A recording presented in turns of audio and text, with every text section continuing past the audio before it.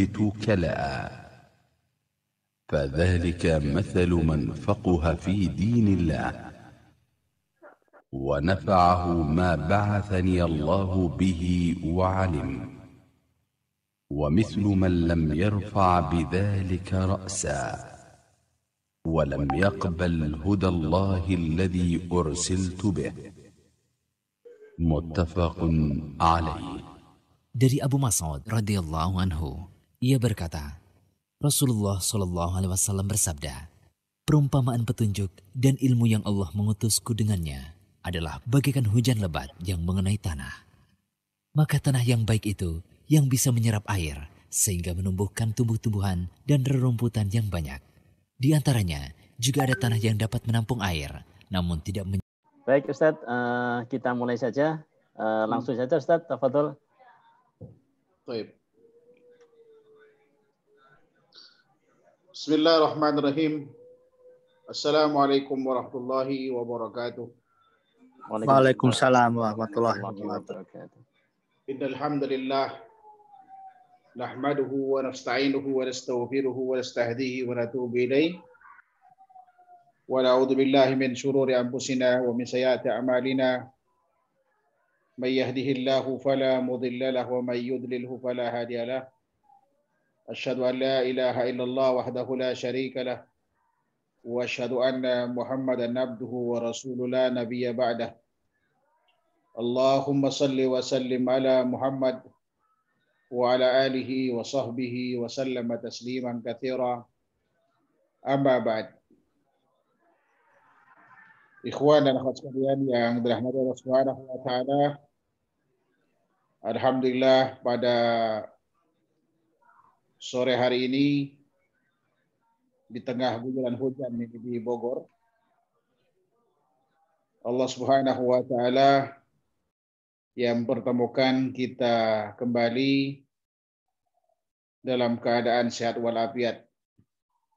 Walaupun secara fisik kita tidak bertemu secara langsung, tetapi alhamdulillah dengan media yang ada, Allah mempermudah kita untuk saling berkomunikasi melalui teknologi yang ada, alhamdulillah. Ini juga nikmat yang patut kita syukuri di tengah pandemi yang menghalangi kita untuk bertatap secara langsung. Namun mudah-mudahan pertemuan seperti ini tidak mengurangi keberkahannya insyaallah taala. Salawat dan salam senantiasa kita berikan pada Nabi kita Muhammad sallallahu alaihi wasallam beserta para kerabat, sahabat dan pengikut setianya sampai hari kiamat nanti. Insyaallah sampai jam 5 seperti biasa materi dan kemudian tanya jawab ya. Saya tidak akan memperpanjang muqaddimahnya.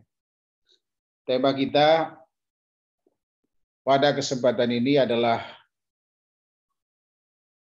yaitu bekal terbaik untuk kematian kita. Kita harus menyadari bahwa setiap muslim, setiap makhluk yang bernyawa pasti akan mengalami kematian. Banyak ayat di Al-Quran, bahkan kurang lebih 145 ayat menjelaskan tentang kematian. Di antara ayat-ayat itu menjelaskan bahwa seluruh makhluk Allah yang bernyawa pasti akan mati. Sebagaimana firman Allah Subhanahu wa taala dalam surah Al-Imran, juga dalam surah Al-Ankabut, kullu nafsin dha'iqatul maut. Setiap yang bernyawa pasti akan merasakan kematian. Tak terkecuali kita. Bahkan upaya dan usaha apapun kita untuk mengatasi atau menghindari kematian itu tidak bisa dilakukan. Artinya kematian itu pasti akan mendatangi kita. Di saat kita sudah merasa berusia, sudah berumur, mungkin 40 atau 50 tahun ke atas, kesehatan semakin menurun, tenaga, stamina pun semakin menurun. Biasanya ada upaya dari kita untuk menjaga kesehatan, makanan, dan seterusnya. Itu tidak akan memperlambat kematian kita. Tidak pula mempercepat, sebab Allah Subhanahu wa taala telah menentukan kapan kita mati. Dan kapan kita mati tidak pernah diundur, tidak pernah dimajukan. Dan Allah tidak pernah ingkar janji yang telah menetapkan bagi kita usia kita, kapan kita hidup di dunia dan berapa lama di saat kita berusia 4 bulan dalam rahim ibu kita. Allah tentukan. Bahkan Allah Subhanahu wa taala tidak pandang bulu. Kaya, miskin bakal mati. Yang mampu berobat, apalagi yang tidak mampu berobat, semua bakal mengalami kematian. Ada 2 ayat yang patut kita renungkan bersama tentang kepastian setiap manusia itu bakal mati, apapun usaha dia dalam menghindari kematian, pasti kematian itu akan menjumpainya. Di dalam firman Allah Subhanahu wa taala di dalam surah An-Nisa ayat 78 misalkan Allah Subhanahu wa taala mengatakan Aynama takunu yudrikkumul maut walau kuntum fi burujim musyayyadah. Dimanapun kalian berada, kematian itu pasti akan mendapati kalian. Kematian akan mendatangi orang yang ada di gubuk.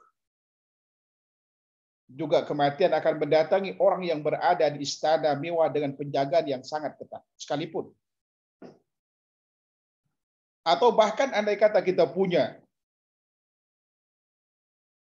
gedung yang sangat tinggi sekalipun, benteng yang sangat kokoh dengan penjagaan sangat ketat, pasti kematian juga akan mendatangi kita. Fakta di dunia mengatakan bagaimana kayanya Firaun. Ya, ketatnya pengawalan toh juga akan berakhir dengan kematian. Bagaimana Korun atau penguasa-penguasa di zaman modern ini seperti di Saudi Arabia misalkan. Bagaimana mereka bangun istana, bagaimana pengamanan mereka buat. Tetapi ketika malakal maut datang, mereka tidak bisa menolaknya. Bahkan di dalam surah Al-Jum'ah di ayat 8, Allah Subhanahu wa taala berfirman, Qul innal mauta alladhi tafirruna minhu fa innahu mulaqikum. Thumma turadduna ila alimil ghaibi wasyahadah fayunabbi'ukum bima kuntum ta'malun. Katakan Muhammad kepada mereka, kata Allah Subhanahu wa taala, sungguh kematian yang kalian lari darinya, pasti kematian itu akan menjumpai kalian. Dan kemudian kalian akan dibalikan kepada Allah yang mengetahui alam gaib dan alam nyata. Dan kemudian Allah akan membuka seluruh amal yang telah kalian lakukan, kata Allah Subhanahu wa taala. Bahkan Nabi kita Muhammad SAW, orang yang dicintai, paling dicintai dari makhluk yang ada oleh Allah Subhanahu wa taala, juga berakhir dengan kematian. Singkat cerita bahwa kematian ini suatu hal yang pasti yang tidak bisa kita pungkiri. Ya kan? Dan kematian itu datang baik di saat kita sedang sehat ataupun sedang sakit. Atau mendadak. Bahkan ada wali santri kita yang meninggal tanpa ada penyakit. Apalagi di akhir zaman, kata Rasulullah SAW, banyak sekali Ya kan, tanda-tanda Pak, akhir zaman diantaranya mautul fajaah, yaitu mati mendadak, tiba-tiba. Bisa karena kecelakaan di udara sebagaimana pesawat yang jatuh beberapa pekan yang lalu, atau kemudian terjadi gempa sebagaimana yang terjadi misalkan di Sulawesi dan juga di Argentina, atau disebabkan banjir sebagaimana yang terjadi misalkan di Sumedang ataupun yang terjadi juga di Kalimantan Selatan, atau kemudian yang terjadi disebabkan kematian disebabkan lalu lintas, atau kemudian disebabkan COVID-19. Hampir tiap hari berita kematian menghiasi layar kaca televisi kita. Ini artinya kematian itu bukan hanya untuk mereka saja, tapi kita sedang antri menunggu kematian itu. Nah, sekarang bagi kita, setelah kematian itu dipastikan bakal datang apapun kemudian sebabnya, maka yang paling penting bagi kita bukan kemudian kita takut terhadap kematian, tetapi yang perlu kita persiapkan bagaimana kita menghadapi kematian itu. Dan bekal apa yang kemudian kita persiapkan. Dan kematian seperti apa yang kemudian diharapkan. Mengatakan di dalam Al-Quran, paling tidak di 2 ayat. Memerintahkan kepada kita untuk membekali diri dengan beribadah, dengan ketakwaan kepada Allah Subhanahu wa taala sebelum ajal kita datang. Sebagaimana firman-Nya misalkan wa'bud rabbaka hatta ya'tiyakal yaqin. Dan ibadahilah Rabbmu sampai ajal menjemputmu. Artinya kita diperintahkan oleh Allah Subhanahu wa taala secara kontinu terus-menerus melakukan ibadah kepada Allah Subhanahu wa taala sampai ajal menjemput kita. Agar kemudian kita mati dalam keadaan husnul khatimah, itu yang Allah perintahkan kepada kita. Bahkan di dalam surah Al-Imran Allah Subhanahu wa taala berfirman, dan ayat ini sering dibawakan, bahkan dipastikan setiap khutbah Jumat seperti tadi barangkali kita dengar ayat ini. Allah mengatakan, ya ayyuhalladzina amanu taqullaha haqqa tuqatih wa la tamutunna illa wa antum muslimun. Hai orang yang beriman, bertakwalah kalian kepada Allah dengan sebenar-benar takwa. Dan janganlah kalian sekali-kali mati, kata Allah Subhanahu wa taala, kecuali dalam keadaan Islam.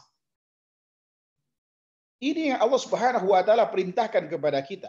Setelah menerangkan bahwa kita pasti bakal mati, dan Allah Subhanahu wa taala merintahkan kepada kita untuk mati dalam keadaan Islam. Jangan sampai kemudian kita mati yaitu di luar agama Islam. Itu yang kita tidak harapkan bersama.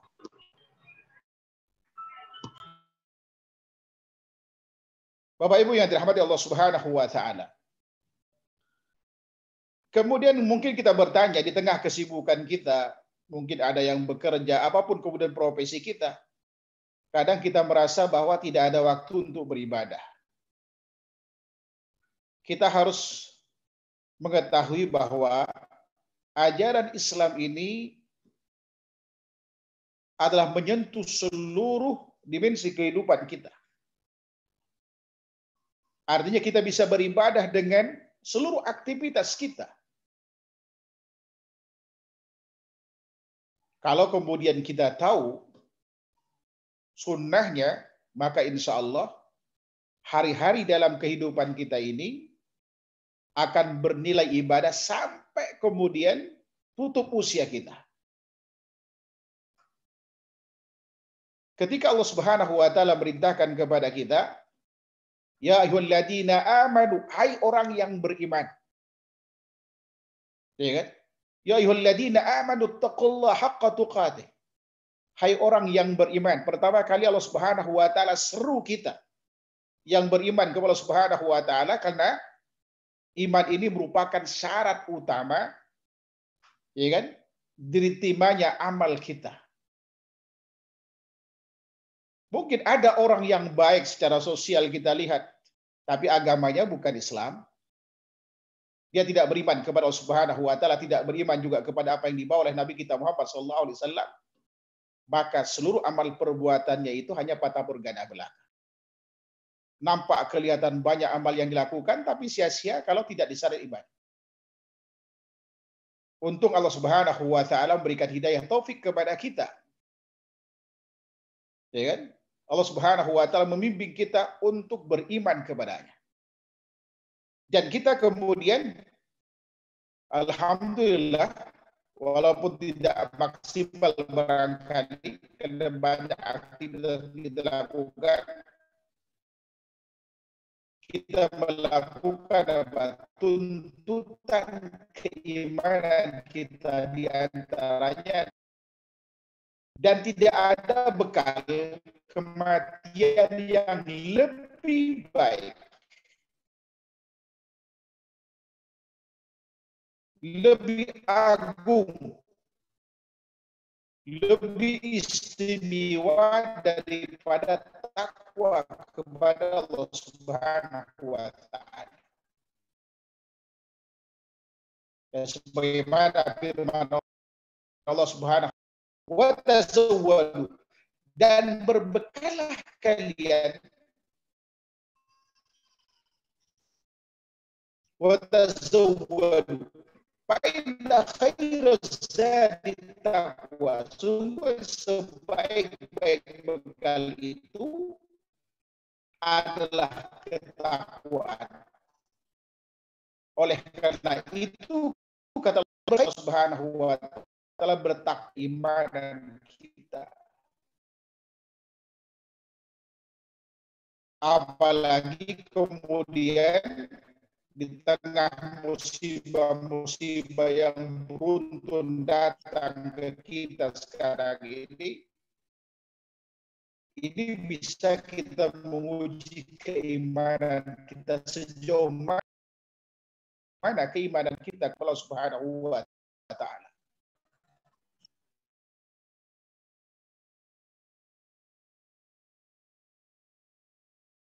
Mereka bahkan ketika diinformasikan kepada mereka bahwa musuh-musuh, ya kan, akan bersekutu, bersekongkol untuk menyerang mereka, mereka tidak takut, justru fazadahum iman wa qalu hasbunallah wa ni'mal wakil. Dan orang-orang yang dikatakan kepada mereka bahwa musuh-musuh kalian telah bersekongkol,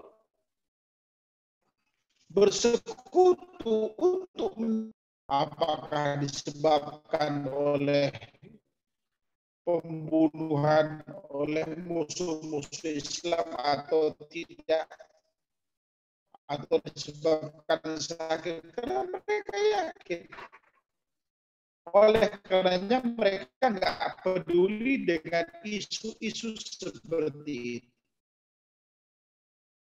Mereka lebih Tuhan sulit, kemudian memperbaiki hubungan itu. Kalau mati datang apapun kemudian sebabnya, mereka tidak sedang dalam beribadah kepada Allah Subhanahu wa taala. Itu yang mereka paling takuti. Makanya sahabat mulia Abdurrahman bin Auf radhiyallahu anhu miskin karena amal soleh yang mereka lakukan luar biasa. Ya kan? Di samping amal-amal yang umum dilakukan termasuk oleh orang miskin, dan dia melakukan amal-amal yang tidak dilakukan orang miskin, yaitu sering berdemah. Tetapi kemudian ketika membuat beliau iri terhadap sahabat mulia Mus'ab bin Umair ini. Artinya beliau pengen mati syahid juga. Namun pada saat itu Allah Subhanahu wa taala tidak mentakdirkan. Padahal kita tahu bagaimana keimanan seorang Abdurrahman bin Auf, bagaimana amal solehnya, bagaimana ketakwanya kepada Allah Subhanahu wa taala, ya kan? Dan beliau termasuk orang dari 10 orang yang dijamin masuk surga Allah Subhanahu wa taala melalui lisan Rasulnya. Walaupun demikian, beliau iri, pengen mati syahid, pengen mengakhiri hidupnya itu di medan perang pada saat itu. Ini luar biasa sahabat mulia Abdurrahman bin Auf. Kita siapa dibanding dengan sahabat mulia Abdurrahman bin Auf? Barangkali tidak. Ya kalau 10% itu alhamdulillah gitu. Ya, bagaimana seorang sahabat, bahkan seluruh sahabat demikian. Bagaimana mereka mempersiapkan ya kan bekal yang cukup untuk menjemput kematian itu. Mereka berjuang ya kan semaksimal mungkin ya kan melawan kematian itu sebelum kemudian kematian datang, sebelum malaikat ya kan maut itu datang.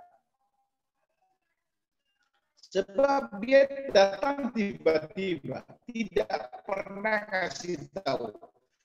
Andai kata kita dikasih tahu tanggal sekian, jam sekian, bahkan isyarat kematian itu lebih diperjelas dengan ditentukan usia hidup kita di dunia, yaitu antara 60 sampai 70 tahun. Sebagaimana hadis riwayat Imam Tirmidzi dari sahabat mulia Abu Hurairah radhiyallahu anhu, Rasulullah. Ya kan? Jarang yang melampaui batas itu. Artinya ada orang yang lebih dari 70 tahun namun langka dan jarang. Ya kalau kita lihat sekarang Masya Allah dengan wabah yang seperti ini yang tidak kenal laba, tidak kenal usia. Seperti Allah Subhanahu wa taala mempercepat kematian itu. Dan kita sedang antri menunggu giliran malaikat maut datang yang menjemput nyawa kita. Tinggal sekarang bagaimana kita ya kan berlomba-lomba ya kan untuk melakukan kebaikan sebelum kemudian kematian itu datang ya kan menjemput kita. Bapak Ibu yang dirahmati Allah Subhanahu wa taala. Nah, menjaga keimanan, memupuk keimanan ini adalah sangat penting bagi kita, ya kan? Dan dia itu dengan menghindari perbuatan hal-hal yang mendapat menodainya dan bertauhid kepada Subhanahu wa taala, dan indikasinya adalah kita menjalankan ketakwaan kepada Allah Subhanahu wa taala, karena memang ketakwaan itu merupakan ya kan manifestasi dari keimanan kita kepada Allah Subhanahu wa taala, ya kan? Di saat kemudian malaikat maut datang, maka pada saat itu menjalani hidup ini dengan ketakwaan kepada Allah Subhanahu wa taala, Allah Subhanahu wa taala jamin surga bagi kita. Dan dijamin kemudian juga terhindar dari api neraka. Banyak hadis terkait dengan ini, misalkan firman Allah Subhanahu sabda Nabi sallallahu alaihi wasallam dalam riwayat Ibu, yusyriku bihi syai'an dakhalanna. Barang siapa, kata Rasulullah Sallallahu Alaihi Wasallam, berjumpa dengan Allah, artinya dia wafat, ya kan? Tidak menyekutukan Allah dengan sesuatu apapun, maka dia bakal masuk neraka. Oleh karenanya menjadi penting bagi kita dalam kehidupan kita ini untuk meningkatkan apa? keilmuan kita terkait dengan agama kita. Wabil khusus yang berkaitan dengan akidah kita dan kuantitas takwa kita kepada Subhanahu wa taala. Kualitas yang dimaksud kualitas takwa adalah kita tidak melakukan amal itu kecuali yang disyariatkan. Kita tidak boleh mengamalkan ibadah yang berdasarkan hadis saja. Seluruh amal yang kita lakukan untuk Allah Subhanahu wa taala, wujud takwa kita kepada Allah Subhanahu wa taala, kita harus melakukan sterilisasi, pembersihan, ya kan, dari hal-hal yang bukan bagian dari ibadah itu. Sebab contoh misalkan dalam ibadah, dalam sholat, kalau kita memasukkan gerakan atau ucapan yang bukan bagian dari ibadah tersebut, itu bisa berdampak paling tidak itu mengurangi perolehan pahala sholat kita atau bisa berdampak pada tidak sahnya sholat kita. Ya kan? Sebab Rasulullah SAW bersabda, "Man amila amalan laisa ala amruna fahuwa rad." Barang siapa yang mengamalkan suatu perbuatan yang tidak ada perintah kami atasnya, otomatis tertolak, kata Rasulullah SAW. Oleh karenanya seluruh amal kita, wabil khusus sholat, puasa, ya kan, yang amal-amal yang lain, pastikan itu merupakan cerminan dari perintah Allah ataupun sunnah Rasulullah Sallallahu Alaihi Wasallam. Nah, kemudian yang kedua, dalam meningkatkan kualitas takwa kita kepada Allah Subhanahu Wa Taala, kita tidak mengenal sunnah barangkali, mengamalkan sesuatu yang disyariatkan, tetapi caranya tidak disyariatkan. Contoh yang paling gampang, seperti Rasulullah SAW merintahkan kita untuk baca Al-Quran misalkan. Banyak hadis perintah untuk baca Al-Quran, baik di firman Allah ataupun sabda Nabi SAW. Misalkan Rasulullah SAW pernah bersabda, "Iqra'ul Quran, fa'innahu ya'ti yaumal qiyamati syafi'an." Nanti akan memberikan syafaat bagi orang yang membacanya. Ini hadis riwayat Imam Muslim. Atau kama qala alaihi wasallam. Lalu kemudian ini perintah, artinya bahwa membaca Al-Quran itu memang disyariatkan. Lalu kemudian caranya tidak disyariatkan. Bagaimana caranya? Misalkan kita peruntukkan bacaan Al-Quran itu untuk orang mati. Ya kan? Ini salah dari sisi cara. Maka ketika kita membaca Al-Quran khusus untuk orang mati, siapapun orang itu, baik orang tua kita, atau guru kita, atau siapapun, maka di saat itu perbuatan baca Al-Quran itu sia-sia. Tapi kalau kita baca Al-Quran itu karena Allah Subhanahu wa Ta'ala, ya kan, tidak dinaikkan untuk siapa-siapa, tidak menentukan waktu dan seterusnya, maka pada saat itu pahala nyampe pada orang tua. Mana bedanya satu di antara dua ini? Kalau yang pertama, caranya tidak disyariatkan. Tidak pernah Rasulullah SAW mencontohkan seorang membaca Al-Quran, ya kan, beliau membaca Al-Quran untuk orang yang sudah meninggal. Tidak pernah Rasulullah contohkan. Lalu kenapa kedua itu diterima? Kedua yang diterima karena caranya sesuai dengan syariatkan. Bagaimana disyariatkan? Pertama diperintahkan untuk membaca Al-Quran. Yang kedua Rasulullah SAW tidak pernah mencontohkan kepada kita menghususkan niat untuk orang mati, dan kita tidak menghususkannya. Berarti cara kita sesuai dengan yang dicontohkan oleh Rasulullah SAW, maka pada saat itu Al-Quran termasuk amal saleh, sehingga kemudian nyampe kepada orang yang sudah meninggal, walaupun kita tidak mengkhususkannya, tidak suratnya, tidak waktunya, tidak juga bilangan bacaannya dan seterusnya. Ini yang harus kita perhatikan, ya kan? Termasuk dalam puasa sunnah misalkan. Banyak orang puasa karena melihat badannya sudah mulai mempersoalkan timbangan, kena berat badan gitu ya. Lalu kemudian udahlah puasa sunnah aja, puasa Daud aja, karena ingin menurunkan berat badan.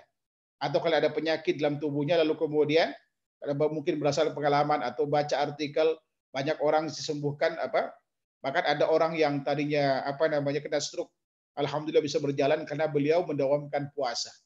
Lalu kita ingin melakukan hal yang sama. Niat utamanya kita ingin sehat. Maka di saat itu, walaupun puasa Daud itu disyariatkan, atau puasa Kamis disyariatkan, atau puasa Yaumul Bid disyariatkan, namun kalau niatnya itu karena Allah dan karena ingin sehat, maka di saat itu kita tidak mendapatkan pahala dari puasa yang kita lakukan. Maka puasa yang pahalanya besar itu tidak bisa menjadi bekal, ya kan, kematian kita. Kenapa demikian? Sebab Allah Subhanahu wa taala berfirman dalam sebuah hadis qudsi, dalam riwayat Imam Muslim, Allah Subhanahu wa taala berfirman, Rasulullah SAW bersabda, "Ana aghnas syuraka anis syirik," kata Allah Subhanahu wa taala. "Man amila amalan asyraka fihi ma'i ghairi taraktuhu wa syirkah." Aku adalah zat yang tidak butuh sekutu, kata Allah Subhanahu wa taala. Allah paling tidak butuh sekutu. Ya kan? Kalau memang Allah segala maha. Makanya kata Allah, barang siapa yang melakukan suatu amal, menyekutukan aku dengan yang lain di dalamnya, maka aku akan tinggalkan dia dan sekutunya.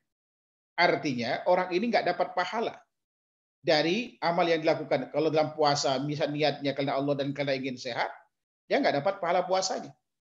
Apalagi kalau puasanya itu murni karena ingin sehat. Bukan karena Allah Subhanahu wa taala. Diet misalkan gitu ya.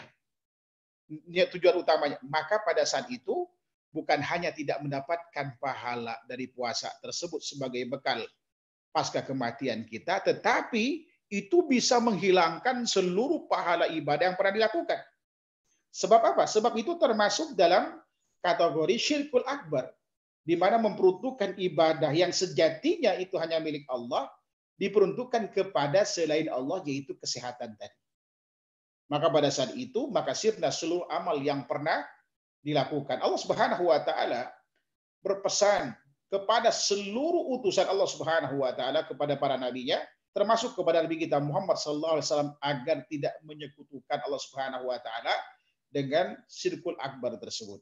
Di dalam surah Zumar misalkan ayat 65, Allah Subhanahu wa taala berfirman, "Wa laqad uhiya ilaik wa ilal ladzina min qablik lain asyrakta la yahbatanna amaluk wa la takunanna minal khasirin."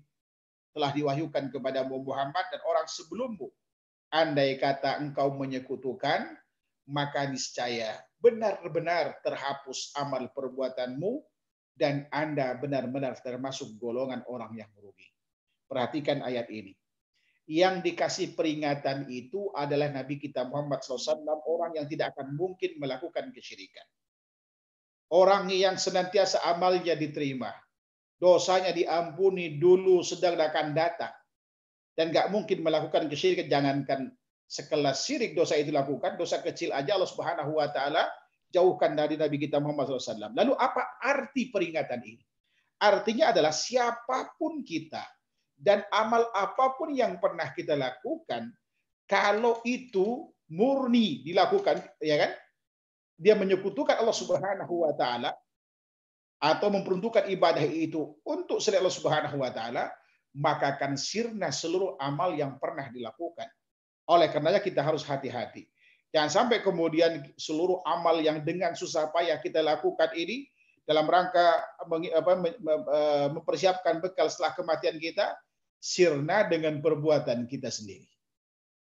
Ya kan? Oleh karenanya kita harus tingkatkan setelah keimanan kita, tingkatkan kualitas ketakwaan kita kepada Allah. Ya kan? Tadi dalam arti kita tidak mengamalkan sesuatu yang tidak disyariatkan.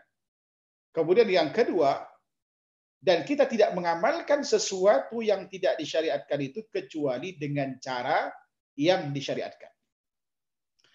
Kemudian yang terakhir, meningkatkan kuantitas takwa kita kepada Allah Subhanahu wa taala sebagai bekal. Karena Allah katakan tadi bahwa sebaik-baik bekal itu adalah ketakwaan kepada Allah Subhanahu wa taala. Ya kan? Maka di samping kita mengamalkan sesuatu yang disyariatkan tadi dengan cara yang disyariatkan, pastikan kemudian kita merambah ke wilayah yang sunnah. Pokok amal kita atau gaji pokok lah kalau kerja itu adalah ibadah-ibadah yang wajib. Lalu kemudian jangan berhenti di situ. Kita harus melakukan apa? Melakukan amalan-amalan sunnah. amalan-amalan sunnah. Sebab kalau kita meningkatkan kuantitas amal soleh ini, maka banyak keistimewaan yang akan kita dapatkan. Di antaranya Allah Subhanahu wa taala akan giring kita di sisa usia kita itu untuk senantiasa dalam ketaatan kepada Allah. Maka apa yang Allah perintahkan kepada kita untuk mati dalam keadaan muslim itu akan terwujud insyaallah taala. Mari kita renungkan, ada satu hadis qudsi yang diriwayatkan oleh Imam Al-Bukhari dari sahabat mulia Abu Hurairah radhiyallahu anhu. Rasulullah SAW pernah bersabda, Allah berfirman, "Man adali waliyan faqad adantuhu bil harb."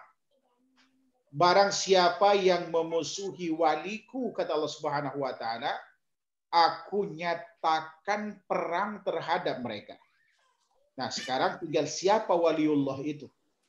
Waliullah itu adalah mereka orang yang beriman, ya kan? Yang imannya lurus, yang imannya benar, tidak ternodai dengan kesyirikan, tidak ternodai dengan syubhat-syubhat dan seterusnya.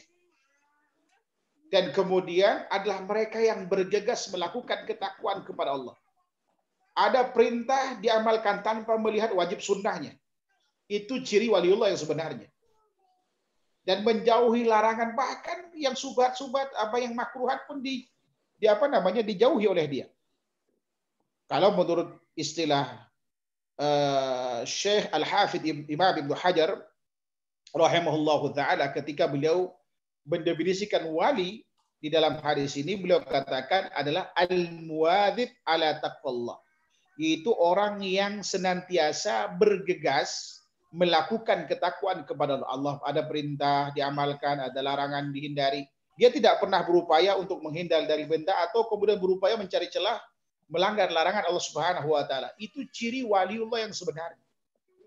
Ya, kalau kita sampai tingkat itu, ketika ada orang yang memusuhi kita, menyakiti kita, maka Allah yang akan berurusan dengan orang.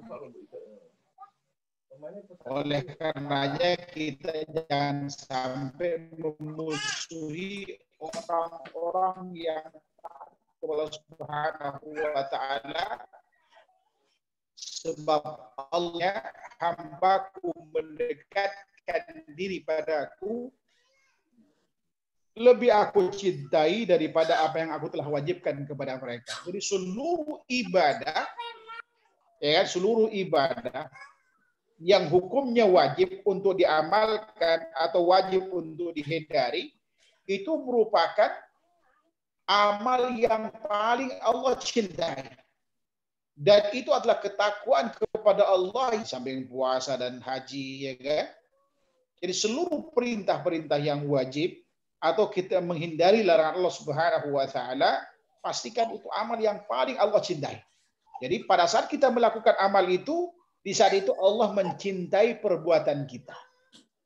Tapi Allah barangkali belum mencintai kita, ya. Nah, kalau kita ingin dicintai oleh Allah Subhanahu wa taala, ya kan, kita harus melakukan apa? Ibadah-ibadah sunnah. Setelah melakukan ibadah wajib, kita melakukan ibadah-ibadah sunnah.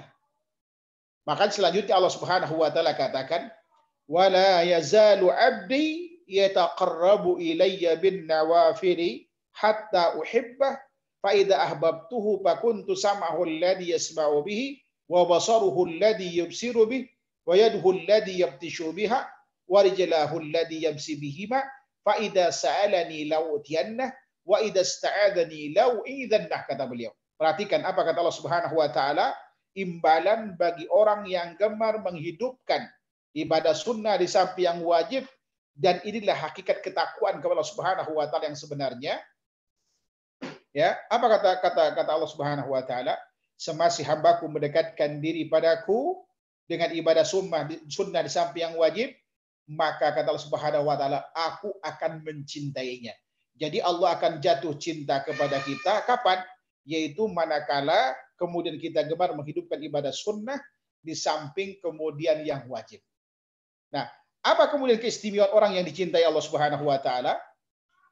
Keistimewaannya adalah apa kata Subhanahu wa taala?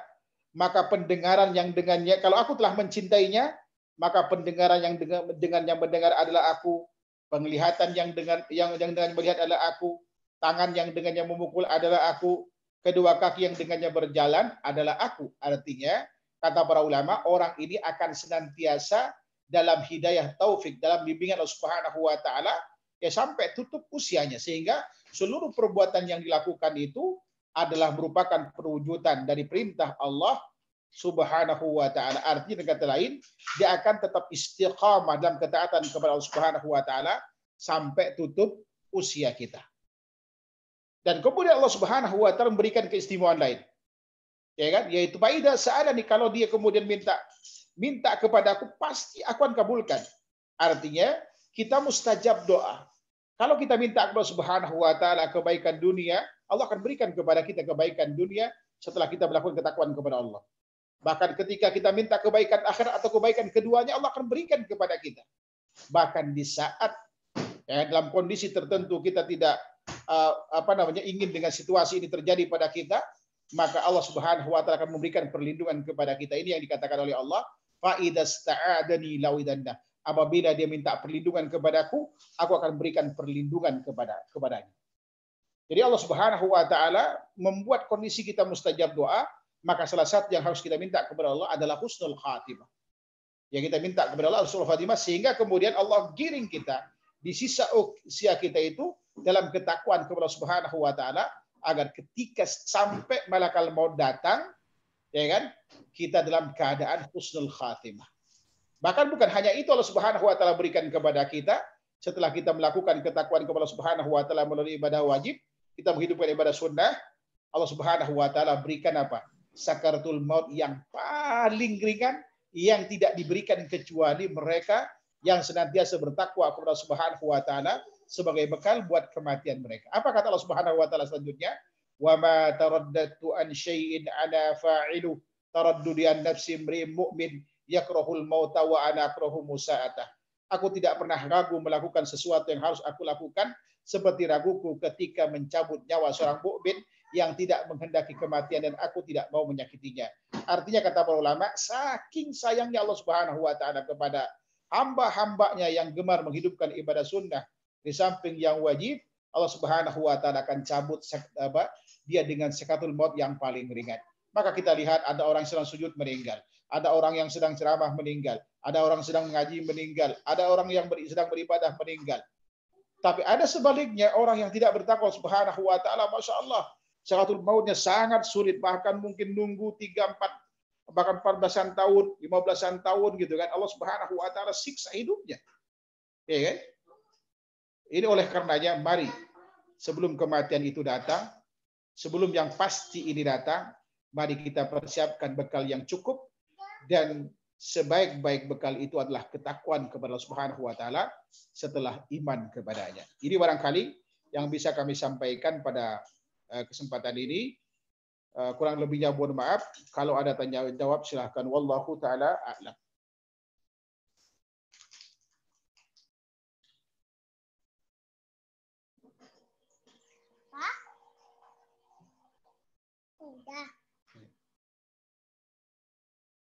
Silakan. Pak Jadmiko. Silakan rekan-rekan sekalian yang ingin bertanya kepada Ustadz. Masih ada waktu.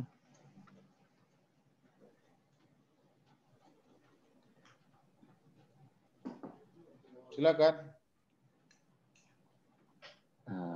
Baik Ustadz, mungkin kayaknya nggak ada yang bertanya ya Ustadz. Oke, siap. Karena waktunya udah jam 5 ini. Ya, ditutup aja Ustadz. Tafadhol. Cukupkan sampai di sini. Kurang lebihnya mohon maaf. Wallahu taala alam. Wassallallahu Muhammad wa ala alihi wasallam. Subhanakallahumma wa bihamdika asyhadu an la ilaha illa anta astaghfiruka wa atubu ilaik. Assalamualaikum warahmatullahi wabarakatuh. Waalaikumsalam warahmatullahi wabarakatuh. Jazakallahu khair Ustaz.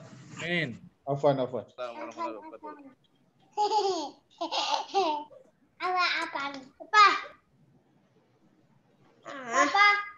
Minta secara, minta duit.